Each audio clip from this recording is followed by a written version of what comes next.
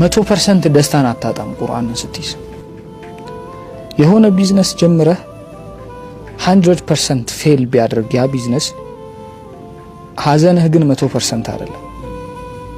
ውስጡ ቁርአን ስላለ ግን አታውቀውም አይነገርህም በቃ ራሱ ነው ከዛ በኋላ አንተ ቁርአንን ከሐፈዝክበት ጊዜ ጀምሮ ህይወትህን የሚመራው ቁርአኑ ነው